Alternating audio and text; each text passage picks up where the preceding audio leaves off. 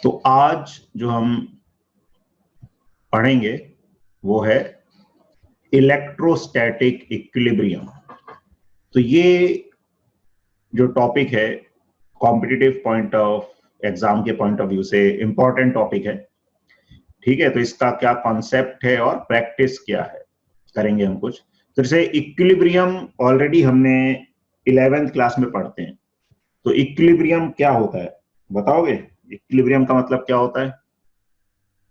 Net force is zero. हाँ, तो equilibrium का मतलब होता है नेट फोर्स जीरो। वो कहीं पर भी हो सकता है।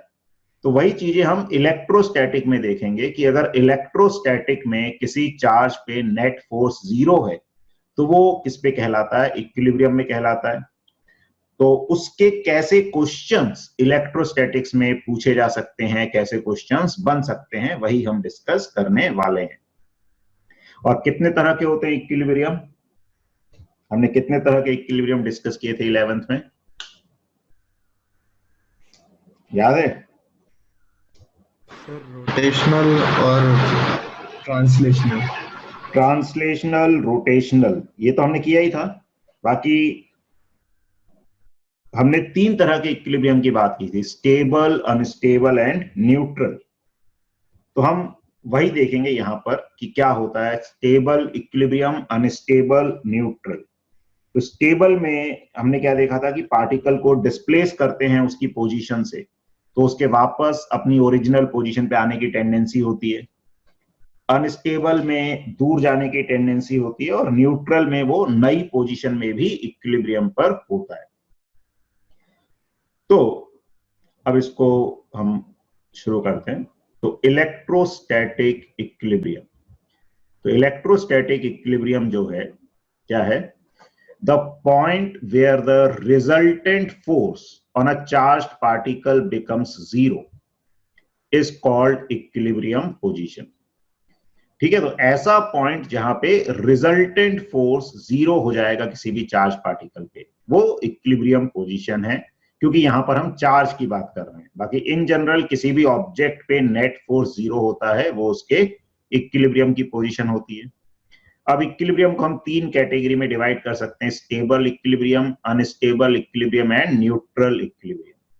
तो स्टेबल इक्विलिब्रियम क्या होता है? A charge is initially in equilibrium position and is displaced by a small distance. If the charge tries to return back to the same equilibrium position, then this equilibrium position is called stable equilibrium. ठीक है, तो जैसे हम ऐसा एक spring mass system की बात कर सकते हैं कि अगर एक स्प्रिंग से कोई ब्लॉक कनेक्टेड है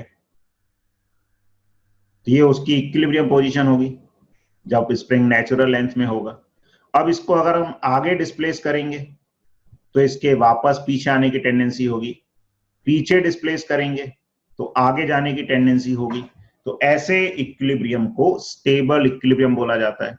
या हम एक ऐसा मान लें कि एक ऐसा सरफेस है, इस सरफेस के ऊपर कोई ब्लॉक रखा हुआ है, तो वो ब्लॉक अभी इक्विलिब्रियम पर है, इसको राइट में ले जाएंगे तो वापस आने की टेंडेंसी होगी, लेफ्ट में ले जाएंगे तो भी वापस उसी पोजीशन पे आने की टेंडेंसी होगी। ऐसे इक्विलिब्रियम को बोला जाता है स्टेबल इक्विलिब्रियम।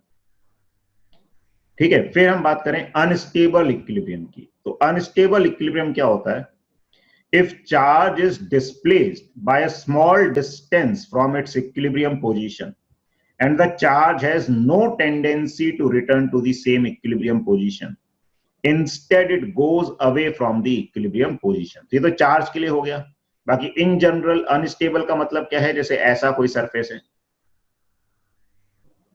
अब इसके ऊपर हमने एक ऑब्जेक्ट को रखा, तो यहां तो वो इक्विलिब्रियम पर है, लेकिन इसको मैं यहां से डिस्प्लेस करूंगा, इस तरफ ले जाऊंगा राइट में, तो इसके राइट में जाने की टेंडेंसी होगी, लेफ्ट में ले जाऊंगा तो लेफ्ट में जाने की टेंडेंसी होगी। ऐसे इक्विलिब्रियम को अनस्टेबल इक्विलिब्रियम बोला जाता है। ठीक है, और फिर न्यूट्रल इक्विलिब्रियम। तो न्यूट्रल इक्विलिब्रियम क्या होता है कि if charge is displaced by a small distance and it is still in equilibrium condition, then it is called neutral equilibrium. यानी कि हम ऐसे मैकेनिकली बात करें तो अगर एक ऑब्जेक्ट ऐसे रखा हुआ है, अभी इक्विलिब्रियम पर है, इसको हम थोड़ा राइट में ले गए तो भी इक्विलिब्रियम पर रहेगा, लेफ्ट में ले गए तो भी इक्विलिब्रियम पे रहेगा। तो ऐसे इक्विलिब्रियम को अनस्टेबल इक्विलिब्रियम बोला जाता है, सॉरी न्यूट्रल इक्विलिब्रियम बोला जाता है। तो ये इक्विलिब्रियम का हमें बेसिक आइडिया होना चाहिए कि इक्विलिब्रियम क्या होता है। तो अब हम देखते हैं इसको कैसे यूज कर सकते हैं। तो अब कुछ एग्जांपल्स के थ्रू इसको हम समझेंगे, ठीक है। बेसिकली हमें कूलम्स लॉ की नॉलेज होनी चाहिए और इक्विलिब्रियम की नॉलेज, और उसको मिक्स करके अब हमें क्वेश्चंस देखने।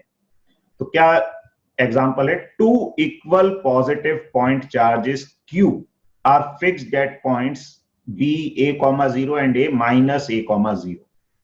Another test charge Q0 is also placed at O 0, 0, so that the equilibrium at O is stable for displacement along x-axis and unstable for displacement along y-axis. तो क्या कह रहे हैं कि ये हमारे पास x-axis है मान लो, और ये जो है ये हमारे पास ऐसे y-axis है, ठीक है। तो एक पॉइंट है A जिसका कोऑर्डिनेट है -A, 0। दूसरा पॉइंट है B जिसका कोऑर्डिनेट है A, 0। यहां पर दो चार्जेस रखे हुए हैं Q एंड Q, ठीक है। और एक तीसरा चार्ज है Q0, टेस्ट चार्ज है Q0 जो कि ओरिजिन पर है। अब हमें शो करना है कि अगर हम इसको x एक्सिस के अलोंग डिस्प्लेस करते हैं तो वो स्टेबल इक्विलिब्रियम होगा, और y एक्सिस के अलोंग डिस्प्लेस करते हैं तो वो अनस्टेबल इक्विलिब्रियम होगा। तो कर सकते हैं, सिंपल सा केस है।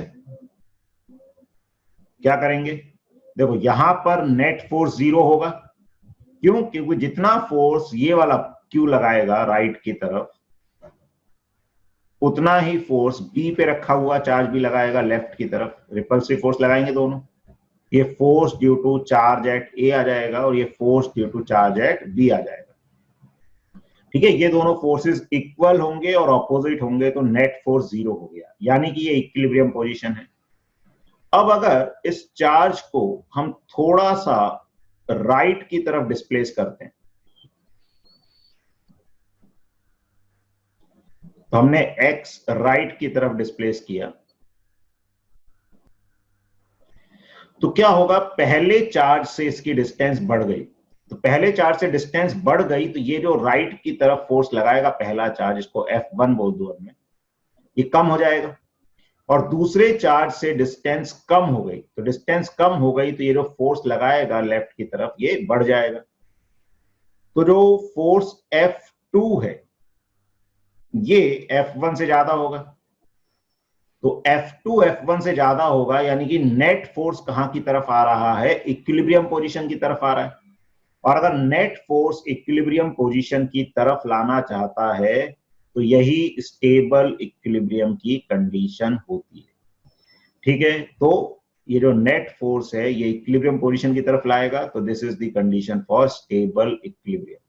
तो x एक्सिस के अलोंग डिस्प्लेसमेंट के लिए इक्विलिब्रियम कैसा होगा, स्टेबल होगा इसका। अब y एक्सिस के अलोंग जब डिस्प्लेस करेंगे, तो y एक्सिस के अलोंग जब हम डिस्प्लेस करेंगे इसको, तो क्या होगा, तो ये जो A वाले पॉइंट पे पॉजिटिव चार्ज रखा हुआ है ये फोर्स लगाएगा अपने से अवे, और B वाले पॉइंट पे जो चार्ज रखा हुआ है ये भी फोर्स लगाएगा, ये अपने से अवे फोर्स लगाएगा। तो इन फोर्सेस का रिजल्टेंट कहां आएगा, ऊपर। अभी हमें कैलकुलेशन नहीं करनी क्या आएगा, आगे कैलकुलेशन भी करेंगे, अभी जस्ट शो करना है। तो रिजल्टेंट फोर्स ऊपर आ गया, ये रिजल्टेंट फोर्स इक्विलिब्रियम पोजीशन से दूर ले जाना चाहता है, तो इसलिए ये इस डायरेक्शन में, y डायरेक्शन में डिस्प्लेसमेंट के लिए कैसा इक्विलिब्रियम हो जाएगा, अनस्टेबल इक्विलिब्रियम हो जाएगा, ठीक है। आया समझिए? Yes sir. ठीक है, तो अगर तीनों लाइक चार्जेस हैं, तीनों ही पॉजिटिव हो, तीनों ही नेगेटिव हो, तो along the line joining these charges equilibrium will be stable, but perpendicular to line joining the charges equilibrium will be unstable. तो ये हमें ध्यान रखना है। ठीक है, अब अगला एक क्वेश्चन है, 2 point charges of charge Q1 and Q2 both of same sign and each of mass m are placed such that gravitation attraction between them balances the electrostatic repulsion. Are they in stable equilibrium? If not, then what is the nature of equilibrium? तो इसको बताओ क्या होगा यहाँ पर कि दो charges हैं, उनका इलेक्ट्रोस्टैटिक फोर्स उनके ग्रेविटेशनल फोर्स को बैलेंस कर रहा है, तो ये कैसा इक्विलिब्रियम होना चाहिए? पहली बात तो इक्विलिब्रियम है या नहीं, मतलब ठीक है, या स्टेबल इक्विलिब्रियम है या नहीं, और नहीं है तो कौन सा इक्विलिब्रियम होगा? तो सोचो और बताओ। ओके, अपेक्षा का कहना है न्यूट्रल इक्विलिब्रियम होगा, बाकी लोग भी अपना जवाब दें। ओके, दिव्यांश का भी कहना है न्यूट्रल होगा, बिल्कुल सही है। ठीक है, तो सिंपल सी बात है यहाँ पर कि दो चार्जेस हैं Q1 Q2 और उनके बीच में डिस्टेंस है अगर r और मास है उनका m1 m2, तो जो इलेक्ट्रोस्टैटिक फोर्स लगेगा वो तो रिपल्शन का फोर्स होगा, उसको मैं F बोल दूं। ठीक है, दोनों चार्जेस पे ही रिपल्शन का होगा, तो F किसके बराबर आ जाएगा? KQ1 Q2 by r²। और जो ग्रेविटेशनल फोर्स होगा वो तो अट्रैक्टिव फोर्स होगा, वो मास के कारण आएगा, उसको मैं F डैश बोल दूं अभी। तो F डैश किसके बराबर होगा? GM1 M2 by r²। और इक्विलिब्रियम का मतलब है इंडिविजुअली Q2 पे भी नेट फोर्स जीरो होगा, Q1 पे भी जीरो होगा, तो हम किसी भी एक पर कर सकते हैं, यानी कि F is equal to F dash होगा। तो ये क्या बताएगा हमको कि KQ1 Q2 by r² is equal to GM1 M2 by r² होगा। ठीक है, तो यहां से हम देखें तो ये r² कट गया, तो r से इंडिपेंडेंट आ जाएगा। K फिक्स है, Q1 फिक्स है, Q2 फिक्स है, GM1 M2 सब फिक्स है, यानी कि हम कितने भी डिस्टेंस पे रखें वो फोर्सेस आपस में एक दूसरे को बैलेंस कर लेंगे। तो बैलेंस कर लेंगे, इसलिए वो इक्विलिब्रियम कैसा होगा? न्यूट्रल इक्विलिब्रियम होगा। तो जो आंसर आएगा वो आ जाएगा न्यूट्रल इक्विलिब्रियम।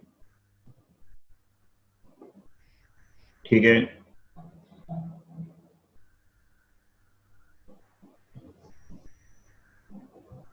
चलो अगला एक क्वेश्चन है, two equally charged identical small metal spheres A and B repel each other with a force of 2 into 10 की power -5 Newton. Another identical uncharged sphere C is touched to B and then placed at the midpoint between A and B. What is the net electric force on C? तो ये question करो, ये equilibrium का नहीं है, simple charge वाला question है। बस बेसिक कॉन्सेप्ट क्या होगा कि अगर आइडेंटिकल बॉल्स हैं, स्फीयर्स हैं, तो उनको टच करने पे, आइडेंटिकल मेटल बॉल्स को टच करने पे चार्ज, टोटल चार्ज जो है वो बराबर बराबर डिस्ट्रीब्यूट हो जाता है। तो इसको सॉल्व करो। अपेक्षा जीरो कैसे होगा बेटा? ए और बी पे के बीच में फोर्स लग रहा था, अगर हम बी और सी को टच करेंगे तो पूरा चार्ज शिफ्ट नहीं होगा। बी और सी पे चार्ज, जो बी का चार्ज था उसका आधा आधा डिवाइड हो जाएगा। ठीक है ना? और नेट फोर्स तो, क्योंकि दोनों सब चार्जेस लाइक चार्जेस हैं, तो कैंसिल तो हो नहीं पाएंगे।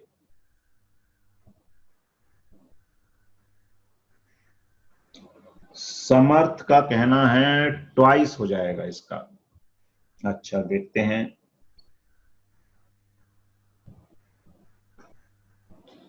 देखो समझो क्वेश्चन क्या है, two equally charged identical small metal spheres. तो दो मेटल स्फीयर्स हैं A एंड B, इन पे इक्वल चार्ज है, इसका चार्ज है Q, इसका भी चार्ज है Q, ठीक है। और ये एक दूसरे पर फोर्स लगा रहे हैं। क्या फोर्स होगा अगर इनके बीच की डिस्टेंस को हम d मान लें, तो KQ square by d square, ये 2 इंटू 10 की पावर -5 के बराबर है। अब कह रहे हैं एक अनचार्ज्ड स्फीयर C को B से टच किया, तो B से जब टच किया तो B और C दोनों पे चार्ज बराबर बराबर डिवाइड हो जाएगा। तो ये B है, ये C है और ये A है, ठीक है। And then placed at the mid point between A and B, तो चार्ज बराबर बराबर डिवाइड हो गया। तो ये d/2, ये d/2 डिस्टेंस हो गई। किसका चार्ज बराबर बराबर हुआ? सिर्फ B और C का, A पे कोई फर्क नहीं पड़ा क्योंकि हमने A से तो टच किया ही नहीं है। तो A का चार्ज अभी भी Q है, लेकिन C का Q/2 हो गया और B का Q/2 हो गया। अब A पे नेट फोर्स क्या होगा? अब देखो, sorry, what is the net electric force on C? C वाले पे नेट फोर्स क्या होगा? एक तो A वाला जो है इसको रिपेल करेगा, C वाले को, वो इधर फोर्स लगाएगा, उसको मैं F1 बोल दूं, और B वाला C वाले को रिपेल करेगा, वो लेफ्ट की तरफ फोर्स लगाएगा, उसको F2 बोल दें। तो F1 किसके बराबर होगा? KQ into Q/2 divided by D/2 का होल स्क्वायर, ठीक है। तो 1 2 ऊपर नीचे कैंसल हो जाएगा, ठीक है।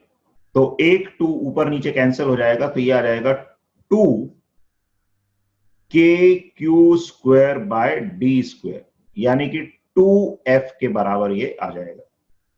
और जो F2 है वो होगा KQ/2 into Q/2 divided by D/2 का होल स्क्वायर।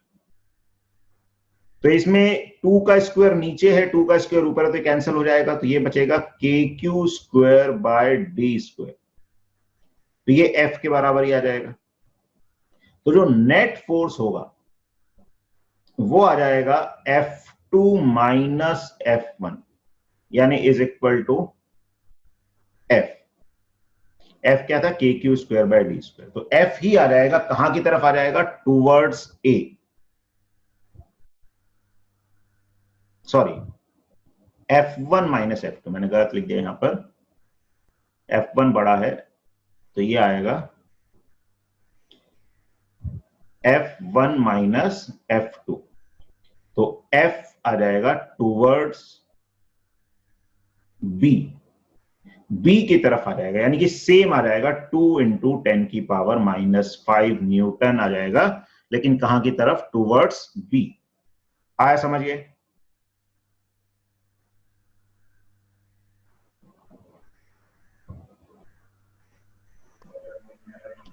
Yes sir.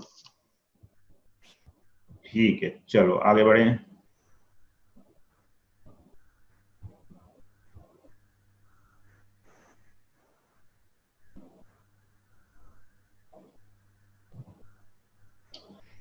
अगला क्वेश्चन है, 5 point charges each of value Q are placed on 5 vertices of a regular hexagon of side L. What is the magnitude of force on a point charge of value -Q coulomb placed at the center of the hexagon? अच्छा, इससे पहले अगर हम बात करें कि मान लो अगर एक हेक्सागन के, रेगुलर हेक्सागन है और इसके सभी 6 वर्टिसेस पे चार्ज रखा हुआ है, इक्वल चार्ज रखा हुआ है, Q Q, यहां भी Q, यहां भी Q, ऐसे सभी वर्टिसेस पे इक्वल चार्ज रखा हुआ है अगर, तो सेंटर वाले चार्ज पे नेट फोर्स क्या होगा? हम बता सकते हैं डायरेक्टली? 0 होगा। क्यों? और वो कैंसिल कर देंगे एक दूसरे को सिमेट्री से। हाँ, सारे जैसे हम कैंसिल हो देखें जाएंगे। तो इस चार्ज का फोर्स इधर आएगा, उसके जो डायमेट्रिकली अपोजिट चार्ज है उसका फोर्स ऐसे आ जाएगा और ये दोनों एक दूसरे को कैंसिल कर देंगे।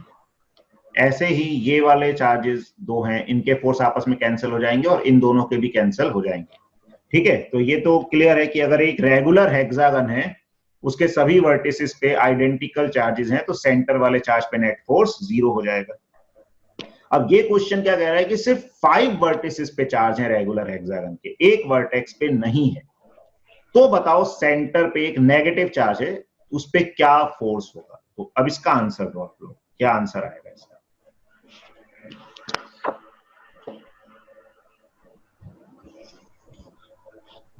Sir KQ² by L², KQ² by L²। क्यों? क्योंकि बाकी के जो 4 है उनका तो कैंसिल हो जाएगा नेट का, और बाकी जो एक का है उसके टुवर्ड्स में रहेगा वो फोर्स। Very good. ठीक है, तो यहां पर अब क्या होगा, हमें ऐसा नहीं कि पांचों के लिए पूरी कैलकुलेशन करनी पड़ेगी। तो ये रेगुलर हेक्सागन है और इसके 5 वर्टिसेस पे चार्ज है, किन्हीं भी 5 पे बना लेते हैं हम, इन 5 पे चार्ज बना लेते हैं। ये Q, ये Q, ये Q, ये Q और ये Q, और यहां पे चार्ज नहीं है। तो ये जो दो चार्जेस रखे हुए हैं इनका आपस में कैंसिल हो जाएगा। ठीक है, ये वाले जो दो चार्जेस हैं इनका आपस में कैंसिल हो जाएगा, तो इसका कैंसिल हो गया इसके साथ। ठीक है, और इसका कैंसिल हो गया इसके साथ, इनका आपस में कैंसिल हो गया। अब जो बचा चार्ज हमारे पास, वो बचा ये वाला चार्ज, तो सिर्फ इसके कारण फोर्स आएगा। अच्छा, डायरेक्शन भी बतानी है। अगर तो ये नेगेटिव चार्ज है तो कैसा फोर्स आएगा? अट्रैक्टिव फोर्स आएगा। अच्छा। यानी कि जो जिस वर्टेक्स पे चार्ज नहीं है उससे ऑपोजिट डायरेक्शन में आएगा, तो ये फोर्स आ जाएगा। कितना आएगा? और हेक्सागन में जो साइड होती है वही सेंटर से किसी वर्टेक्स को जोड़ने वाली लेंथ भी होती है, क्योंकि ये एंगल 60 डिग्री होंगे, ये भी 60 होगा, तो इस एंगल को भी 60 डिग्री होना पड़ेगा, तो ये पूरा एक इक्विलेटरल ट्राइंगल बन जाएगा। तो हेक्सागन में जो हेक्सागन की साइड की लेंथ है वही सेंटर से चार्ज को जोड़ने वाली लाइन की लेंथ भी होती है। तो फोर्स आ जाएगा KQ²/L²।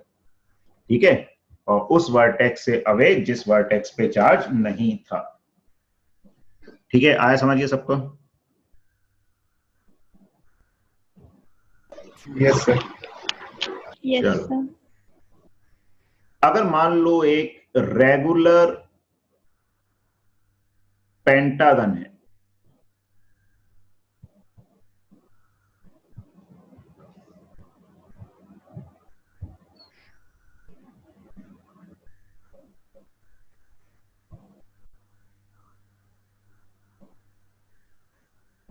ठीक है, एक रेगुलर पेंटागन है,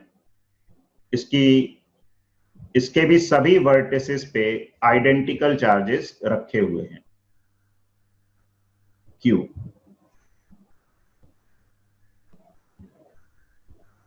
और इसके सेंटर पे एक चार्ज है स्मॉल q।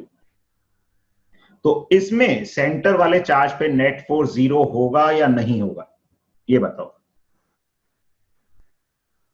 क्या इसमें कैंसिल होंगे चार्जेस के फोर्स आपस में डायरेक्ट? कैंसिल होंगे क्या फोर्सेस? कैंसिल तो नहीं होंगे सर, बट नेट फोर्स 0 हो सकता है। नेट फोर्स 0 हो सकता है। क्यों हो सकता है? क्योंकि इनका जो आपन का नेट निकलेगा वो एक फोर्स की तरफ से जाके कैंसिल हो जाएगा। अच्छा, तो देखो इसमें अब आपस में कैंसिल नहीं होंगे। कई बार हम क्या मिस्टेक करते हैं, कैंसिल करा देते हैं 4 फोर्सेस का और एक के कारण फोर्स बता देते हैं। ऐसा नहीं है। क्यों? क्योंकि रेगुलर पेंटागन में ये जो दो चार्जेस से जोड़ने वाली लाइन आएगी, इसको ये स्ट्रेट लाइन नहीं होगी, क्योंकि ये जो एंगल आएगा सेंटर पे ये कितना आएगा? 360/5, 72 डिग्री। ध्यान रखना कोई भी n साइड का पॉलीगन है तो सेंटर पे एंगल कितना बनता है 360/n, क्योंकि वो n साइड्स में बराबर बराबर डिवाइड हो जाता है, रेगुलर पॉलीगन है। तो इस वाले चार्ज का फोर्स जो लगेगा वो कुछ ऐसे लगेगा और इस वाले चार्ज का फोर्स ऐसे, और फोर्स कैंसिल तभी हो सकते हैं जब वो ऑपोजिट डायरेक्शन में लग रहे हैं। लेकिन ध्यान रखने वाली बात यह है कि कभी भी एक रेगुलर पॉलीगन है तो ये जो फोर्सेस लगेंगे सारे के सारे, एक इस चार्ज के कारण नीचे से लगेगा फोर्स और एक इस चार्ज के कारण लगेगा, एक इस चार्ज के कारण। किसी भी रेगुलर पॉलीगन में ये जो फोर्सेस लगेंगे ये ऐसे लगेंगे कि जब हम इनको ड्रॉ करेंगे तो ये एक खुद क्लोज्ड पेंटागन बना लेंगे, रेगुलर पेंटागन। और अगर वेक्टर्स मिलकर एक क्लोज्ड फिगर बना लेते हैं, क्लोज्ड पॉलीगन बना लेते हैं, तो उनका रिजल्टेंट 0 होता है। तो इसको निकालने की जरूरत नहीं है। हमेशा ध्यान रखो कोई भी रेगुलर पॉलीगन हो, इवन साइडेड में तो क्या होगा, ऑपोजिट वाले भी कैंसिल हो जाएंगे, ऑड साइडेड में आपस में कैंसिल नहीं होंगे लेकिन नेट उसमें भी 0 आएगा। बस पॉलीगन कैसा होना चाहिए, रेगुलर पॉलीगन होना चाहिए और हर वर्टेक्स पे बराबर बराबर चार्ज होना चाहिए, फिर चाहे वो ट्राइंगल ही क्यों ना हो। तो अगर ट्राइंगल के वर्टिसेस पे भी इक्वल चार्जेस होंगे तो सेंटर पे नेट फोर्स 0 आएगा। ठीक है ना, स्क्वायर में तो हो ही जाएगा, ऐसी पेंटागन हो गया, हेप्टागन हो गया, कोई सा भी गन हो गया, अगर वो रेगुलर पॉलीगन है और सारे वर्टिसेस पे आइडेंटिकल चार्जेस हैं तो सेंटर पे नेट फोर्स 0 हो जाएगा। ठीक है, तो इसको याद रखना है, हमेशा ऐसा ही होगा। रेगुलर पॉलीगन, आइडेंटिकल चार्जेस, तो सेंटर वाले चार्ज पे नेट फोर्स 0, चाहे सेंटर वाला चार्ज पॉजिटिव हो चाहे नेगेटिव। आया समझिए?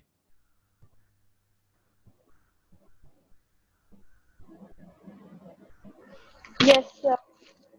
ठीक है, चलो अब इसी में एक बदलाव हम कर दें कि मान लो रेगुलर पेंटागन है, इसके एक वर्टेक्स पे चार्ज नहीं है, 4 वर्टिसेस पे इसके चार्ज है लेकिन एक वर्टेक्स पे चार्ज नहीं है। ठीक है, और सेंटर पे एक चार्ज है Q, और सेंटर से किसी भी साइड को, मतलब वर्टेक्स को जोड़ने वाली डिस्टेंस हमें दे रखी है D। तो हमें इसमें पेंटागन की लेंथ नहीं दे रखी, सीधे सेंटर से डिस्टेंस दे रखी है किसी वर्टेक्स की D। अब बताओ सेंटर वाले चार्ज पे नेट फोर्स क्या होगा? k²/d²। KQQ/d²। क्यों?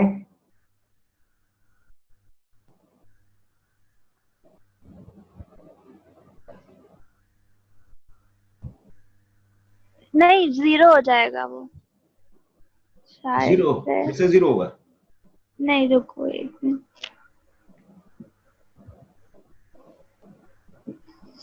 बाकी लोग भी दिमाग लगाएं, दिव्यांश, समर्थ।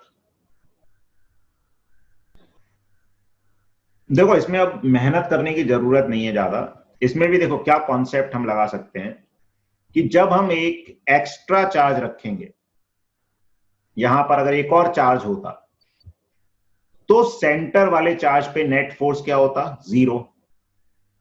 अब अगर नेट फोर्स 0 हो जाता इसके रखने से, मतलब ये अकेला बाकी चारों के फोर्स के रिजल्टेंट को बैलेंस कर रहा होगा, यानी कि बाकी चारों मिलकर उतना ही फोर्स लगा रहे होंगे जितना ये अकेला लगाएंगे। यहां कैंसिल नहीं होगा लेकिन इनडायरेक्टली हम बता सकते हैं। अच्छा, ये मीटिंग एंड हो जाएगी थोड़ी देर में, तो उसको रीजॉइन कर लेना। ठीक है, तो समझ आ रहा है? तो इस चार्ज को रखने से नेट फोर्स 0 हो जाएगा। कब 0 हो सकता है? जब ये चार्ज का फोर्स बाकी सारे चार्जेस के फोर्स को अकेला ही बैलेंस कर, यानी कि बाकी चारों चार्ज मिलकर फोर्स इसकी तरफ कितना लगा रहे होंगे, KQQ/d²। तभी ये अकेला रखने से सेंटर वाले चार्ज पे नेट फोर्स 0 हो जाएगा। और ये हमें पता था कि सभी वर्टिसेस पे चार्ज होंगे तो नेट फोर्स 0 हो जाता है। ठीक है, समझ आ रहा है? तो बाकी चारों चार्जेस का फोर्स क्या आएगा? KQQ/d², उस वर्टेक्स की तरफ जहां पर कोई चार्ज नहीं था। ठीक है, अब ये मीटिंग एंड होने वाली है, फिर रीजॉइन करना, फिर आगे कंटिन्यू करेंगे। ठीक है, तो पिछला क्वेश्चन समझ आया था, पेंटागन वाला? Yes sir. चलो, तो अब एक नया हम क्वेश्चन देखते हैं। क्वेश्चन है ये आपके सामने, a particle of mass m and charge q is located midway between two fixed charge particles each having a charge q and a distance 2l apart. Prove that the motion of the particle will be shm if it is displaced slightly along the line connecting them and released. ये already हमने देखा था कि shm हो जाता है अगर like charges हैं। अब हमें क्या करना है, मैथमेटिकली शो करना है कि वो shm होगा और उसका टाइम पीरियड फाइंड करना है। तो हमने वहां क्या देखा था, पहले स्टेबल इक्विलिब्रियम होगा वो अलोंग द लाइन जॉइनिंग जब हम डिस्प्लेस करेंगे, और स्टेबल इक्विलिब्रियम पोजीशन के अबाउट ऑसिलेटरी मोशन होता है। यहां पे हमें शो करना है कि वो ऑसिलेटरी मोशन जो है वो एसएचएम होगा और टाइम पीरियड फाइंड करना है। तो इसको ट्राई करो। तो अपेक्षा, अब ये नया क्वेश्चन है कि दो पार्टिकल्स हैं, ठीक है ना, 2l डिस्टेंस पे रखे हुए हैं, फिक्स हैं, एक पार्टिकल बीच में रखा है। तो हमने देखा था कि वो इक्विलिब्रियम स्टेबल होता है उनको जोड़ने वाली लाइन के अलोंग। अब हमें शो करना है कि स्मॉल डिस्प्लेसमेंट के लिए वो एसएचएम भी करेगा और उस एसएचएम का टाइम पीरियड फाइंड करना है। तो इसको ट्राई करो और आंसर आ जाए तो बताना। तो आ रहा है समझ क्या करेंगे या नहीं आ रहा है? नहीं आ रहा है, चलो तो इसको देखते हैं क्या करेंगे।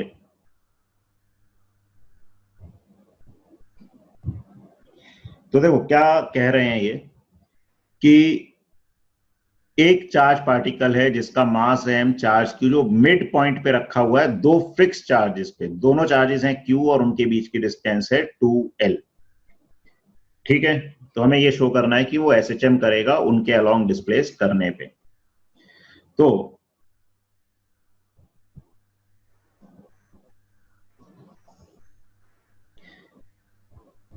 ये एक चार्ज है Q, ये एक और चार्ज है Q, इनके बीच की डिस्टेंस है 2l, और ये दोनों चार्जेस जो हैं ये फिक्स चार्जेस हैं।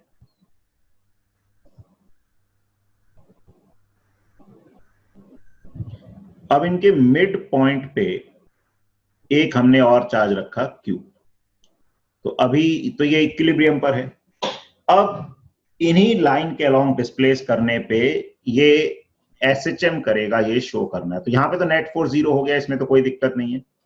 अब अगर इसको हम थोड़ा सा एक्स राइट की तरफ डिस्प्लेस करते हैं चार्ज को, ठीक है, अपनी इस पोजीशन से हटा के हमने इसको इस तरफ डिस्प्लेस कर दिया। ये मिड पॉइंट था, एम से डिनोट कर देते हैं इसको, हमने थोड़ा सा राइट की तरफ डिस्प्लेस कर दिया। ये चार्ज 1 बोल देते हैं और ये चार्ज 2। तो जो चार्ज 1 अब फोर्स लगाएगा वो अपने से रिपेल करेगा, लाइक चार्जेस हैं, तो चार्ज 1 ने फोर्स लगाया राइट की तरफ, और चार्ज 2 भी रिपेल करेगा क्योंकि लाइक चार्जेस हैं, वो फोर्स लगाएगा लेफ्ट की तरफ F2। तो ये जो F1 फोर्स है ये किसके बराबर आएगा? तो ये बराबर आएगा K Q square by L plus x का होल स्क्वायर। जो मिड पॉइंट है इसकी डिस्टेंस L हो जाएगी यहां से, क्योंकि टोटल डिस्टेंस 2L है, और L प्लस x ये डिस्टेंस हो जाएगी दोनों चार्ज, ये जो हमने एक चार्ज सेंटर पे रख के डिस्प्लेस किया उसके बीच में, और ये जो एक फिक्स चार्ज है पॉइंट 1 पे। और ऐसी F2 जो फोर्स है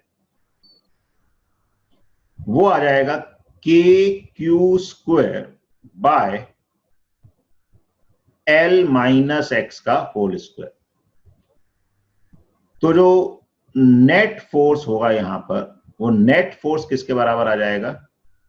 F2 माइनस F1 के बराबर आ जाएगा। क्यों? क्योंकि ये वाला फोर्स ज्यादा होगा, डिनोमिनेटर में L माइनस x आ रहा है, तो डिनोमिनेटर छोटा होगा तो F2 ज्यादा होगा, F1 कम होगा। ये जो नेट फोर्स है, ये नेट फोर्स क्या आ गया? F2 minus F1। तो K Q स्क्वायर तो कॉमन ले सकते हैं इसमें से, F2 और F1 दोनों में K Q स्क्वायर कॉमन आ जाएगा। ये आ जाएगा 1 बाय L माइनस एक्स का whole square minus 1 by L plus X का होल स्क्वायर। तो this is equal to K Q square. अब एलसीएम लोगे यहां पे, तो L माइनस एक्स का whole square into L plus X का होल स्क्वायर, ये आ जाएगा। और यहां पर इसको एक्सपेंड करके लिख दें, ये आ जाएगा L square plus x square plus 2LX minus इस वाली टर्म का एक्सपेंशन यहां पे करेंगे तो minus L square minus x square, ठीक है, क्योंकि ये आएगा L square plus x square minus 2LX आएगा, तो वो माइनस माइनस मिलके प्लस हो जाएगा, तो प्लस 2LX। तो यहां तक कोई दिक्कत होनी नहीं चाहिए। अब ये L स्क्वायर से L स्क्वायर कट गया, एक्स स्क्वायर से एक्स स्क्वायर कट गया, ठीक है। तो ये जो अब फोर्स आगे आया, ये क्या आ गया, के क्यू स्क्वायर इंटू 4LX, और डिनोमिनेटर में L minus x into L plus x है, तो ये L square minus x square का होल स्क्वायर आ जाएगा, ठीक है। अब इसमें ये आ गया 4KQ square L into x. Denominators में से मैं अगर L स्क्वायर बाहर निकाल लूं तो L स्क्वायर की पावर 2 और हो जाएगी, तो L की पावर 4 हो जाएगा ये, और ये आ जाएगा 1 minus x square by L square का होल स्क्वायर। अब क्या बोला था, हमें प्रूव करना है SHM होगा किसके लिए, स्मॉल x के लिए। तो SHM के लिए फोर्स x के प्रोपोर्शनल आना चाहिए, लेकिन प्रोपोर्शनल का मतलब है और कहीं x नहीं आना चाहिए। तो अब यहां पर हम ये कंडीशन लगाएंगे कि इफ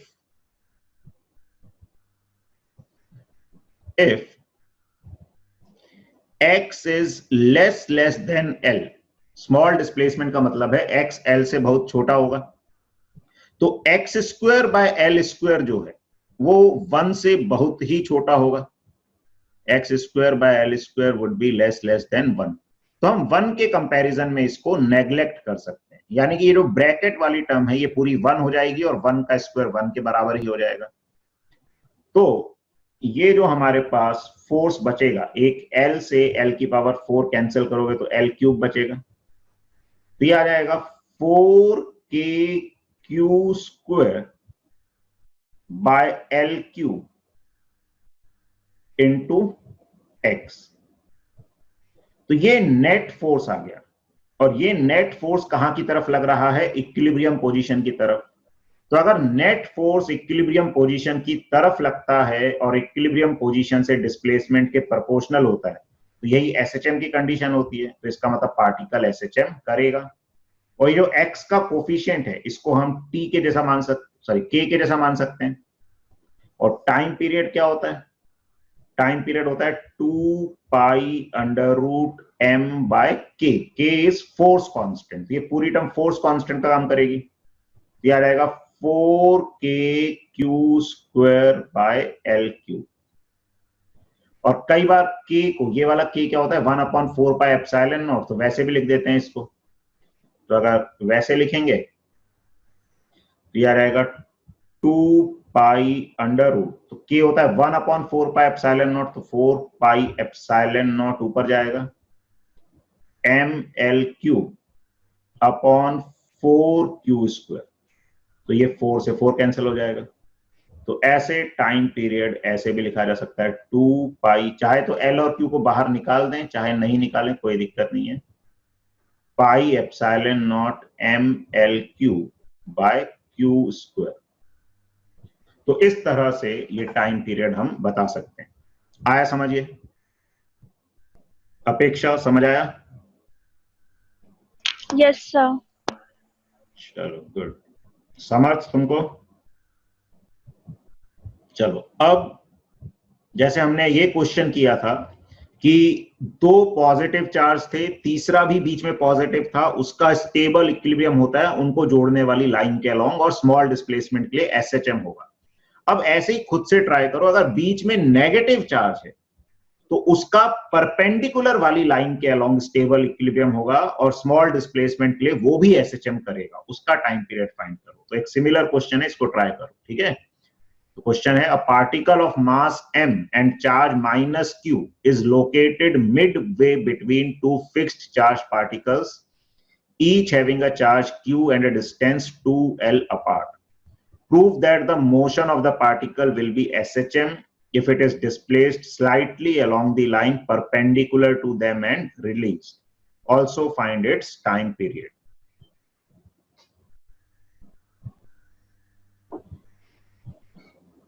चलो अब इसको मैं बता देता हूं फिर।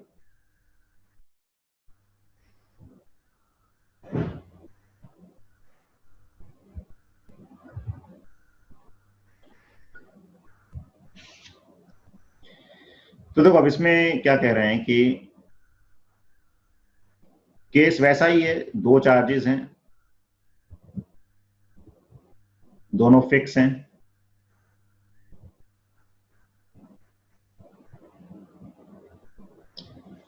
एक तीसरा चार्ज है माइनस q जो कि इनके बीच में इक्विलिब्रियम पर रहेगा। क्यों रहेगा? क्योंकि इसमें दोनों फोर्स लगा रहे हैं, अट्रैक्टिव और इक्वल फोर्स लगाएंगे ऑपोजिट डायरेक्शन में। ये वाला जो चार्ज है इसको मैं 1 बोल दूं, इसको 2 बोल दूं, तो 1 वाला फोर्स अपनी तरफ लगाएगा और 2 वाला अपनी तरफ लगाएगा और दोनों बराबर होंगे, इसलिए ये इक्विलिब्रियम में रहेगा। अब हमने क्या किया, इसको डिस्प्लेस कर दिया। कैसे डिस्प्लेस कर दिया? परपेंडिकुलर डायरेक्शन में। तो हमें बताना है कि ये एसएचएम करेगा। तो चलो इसको देखते हैं कैसे, दोबारा से एक फिगर बनाकर थोड़ा अच्छा। तो ये Q1, ये Q2, सॉरी Q1 Q2 नहीं, दोनों हैं Q ही हैं।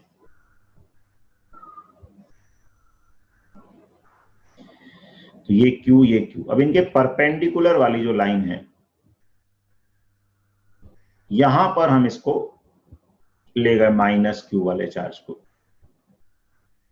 तो अब ये वाला जो Q है और ये वाला जो Q है, ये अपनी अपनी तरफ अट्रैक्ट करेंगे। तो इस Q ने अपनी तरफ फोर्स लगाया F और इसने अपनी तरफ फोर्स लगाया F, और दोनों फोर्स मैग्नीट्यूड में बराबर आएंगे, हम सिमेट्री से बोल सकते हैं। तो अगर हम इसको Y ऊपर ले गए और ये डिस्टेंस L और L के बराबर थी, तो ये वाली जो डिस्टेंस है under root L square plus Y square होगी, और ये एंगल अगर मैं थीटा मान लूं तो मैं सिमेट्री से बोल सकता हूं कि जो रिजल्टेंट फोर्स है वो नीचे की तरफ आएगा, ठीक है। और जो रिजल्टेंट फोर्स है वो 2F cos थीटा के बराबर होगा। ये वाला F cos थीटा, ये वाला F cos theta, 2F cos theta, ये रिजल्टेंट फोर्स होगा। तो 2F, F क्या हो गया? इन चार्जेस के बीच का फोर्स। तो KQ स्क्वायर, अच्छा इसमें माइनस नहीं लेना, माइनस और प्लस से डायरेक्शन डिसाइड होती है, तो हमने डायरेक्शन बता दी, अब इनका सिर्फ मैग्नीट्यूड लेना है। तो KQ स्क्वायर बाय डिस्टेंस का स्क्वायर, डिस्टेंस का स्क्वायर क्या आ गया? L square plus Y square into cos theta. Cos theta क्या हो जाएगा? बेस। अब इस थीटा के लिए बेस क्या हो गया? Y upon hypotenuse. हाइपोटेन्यूज क्या हो गया? Under root L square plus Y square. तो ये रिजल्टेंट फोर्स हो गया, ठीक है। तो अब इसी रिजल्टेंट फोर्स के हिसाब से हम आगे कैलकुलेशन करेंगे। तो जो रिजल्टेंट फोर्स है क्या आ गया? 2KQ square Y upon L square plus Y square की पावर 3/2। अब यहां पर भी डिनोमिनेटर से मैं L स्क्वायर को बाहर निकाल लूंगा, यह आ जाएगा 2KQ square Y। L square को बाहर निकालोगे तो उसकी पावर 3/2 है, तो L क्यूब बन के बाहर आएगा ये, और ये बचेगा 1 plus Y square by L square की पावर 3/2। अब इसमें भी हमें शो करना था स्मॉल डिस्प्लेसमेंट के लिए एसएचएम होगा, तो इसमें भी ये स्मॉल डिस्प्लेसमेंट की कंडीशन लगा देंगे कि if y is less than L, then y square by L square would be less than 1. तो अगर y L से बहुत छोटा होगा तो y square by L square 1 से बहुत बहुत छोटा होगा, तो हम इसको नेग्लेक्ट कर सकते हैं y square by L square को। तो जो हमारे पास अब नेट फोर्स आएगा F नेट या F रिजल्टेंट, वो क्या बचेगा 2kq square by L cube into y। अब ये नेट फोर्स इक्विलिब्रियम पोजीशन की तरफ लग रहा है और इक्विलिब्रियम पोजीशन से डिस्प्लेसमेंट के प्रोपोर्शनल भी है, तो SHM होगा, ये SHM शो हो गया। और टाइम पीरियड जो है 2 pi under root m by k, k की जगह ये कांस्टेंट आ जाएगा, तो 2kq square by L cube, तो ये इसका टाइम पीरियड आ जाएगा। तो ये समझ आया। ऐसे हम SHM को मिक्स कर सकते हैं इलेक्ट्रोस्टैटिक्स के साथ, कि कैसे इक्विलिब्रियम पोजीशन बता सकते हैं कहाँ होगी, और अगर स्टेबल इक्विलिब्रियम है तो वहां पे ऑसिलेटरी मोशन होता है, कई केसेस में वो SHM आ सकता है। SHM की कंडीशन यही है कि जो फोर्स है वो डिस्प्लेसमेंट के प्रोपोर्शनल होना चाहिए और इक्विलिब्रियम पोजीशन की तरफ एक्ट करना चाहिए। ठीक है, आया समझ? कोई दिक्कत इसमें किसी को? अपेक्षा समझ आया? हाँ सर, समझ तो आया, बट खुद से करने पे ऐसे नहीं आ रहा था, पता क्या नहीं अभी भी बनेगा कि नहीं। क्या दिक्कत आ रही, कहाँ फंस गई थी? मतलब ये आपने इसे y upon root L square plus y square से करा था ना, ये नहीं करा था मैंने। फिर क्या किया था?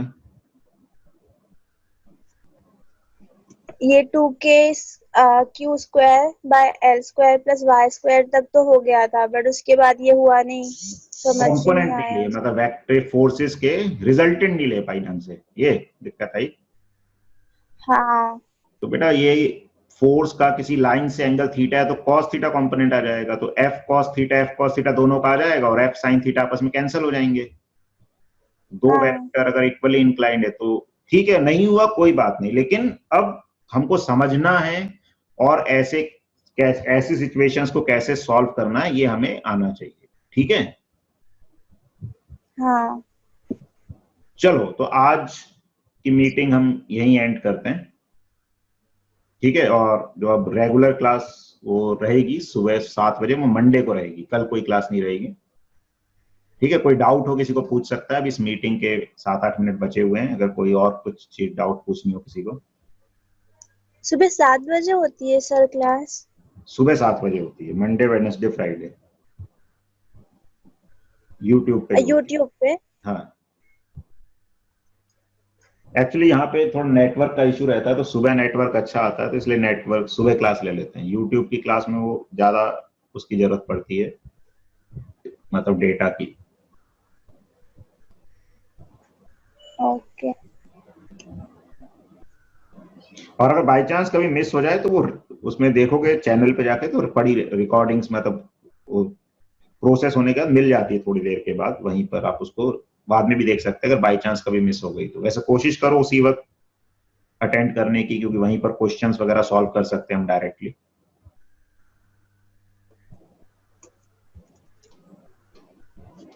Okay sir. और कोई डाउट किसी को?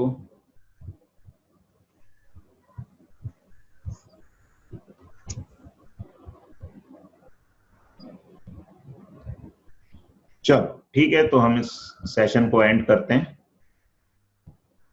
और मंडे मॉर्निंग मिलते हैं सुबह 7 बजे।